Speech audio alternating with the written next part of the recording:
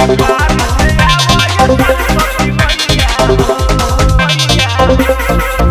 Recording studio जनता बाजार।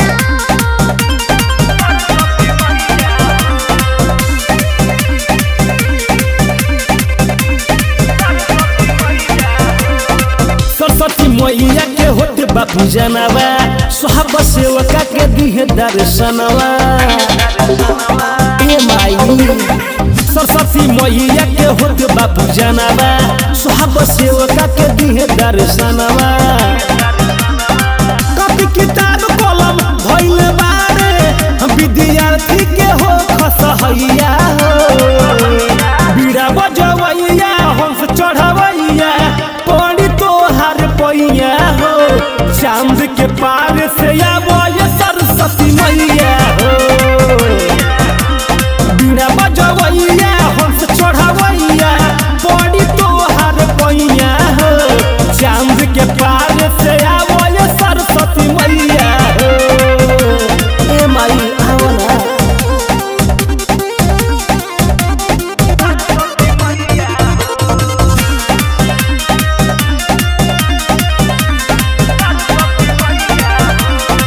अच्छा सवर द बुद्धि के ज्ञान द हम तू चार वेद के ज्ञाता हो। करी तोहर भक्ति रोजीना सोचल पूरा कर माता हो। ए माई सुना अच्छा सवर द बुद्धि के ज्ञान द हम तू चार वेद के ज्ञाता हो। करी तोहर भक्ति रोजीना सोचल पूरा कर माता हो। और जी लगाई सुनय माई अब बना दो तू अच्छा गवैया हो। बीड़ा बजवैया हंस चढ़वैया पड़ी तोहार पैया हो। चांद के पार से आवो ये सरस्वती मैया हो। बीड़ा बजवैया हंस चढ़वैया पड़ी तोहार पैया हो। चांद के पार से आवो ये सरस्वती मैया हो।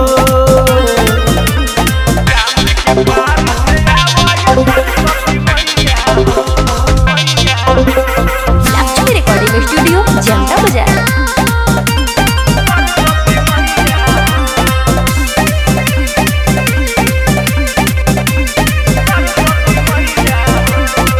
आव तू पन डाल में माई कहे रविंदर बिहारी हो।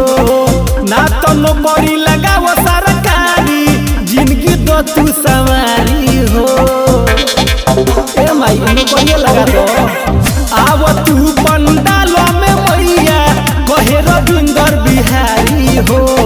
ना तो नौकरी लगाव सरकारी जिंदगी दो तू सवारी हो। रजन राज रवि किशन सुशील संगे बाड़े सतेंद्र भैया हो।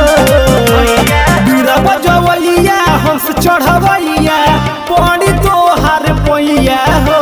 चांद के पार से आवो ये सरस्वती मैया हो।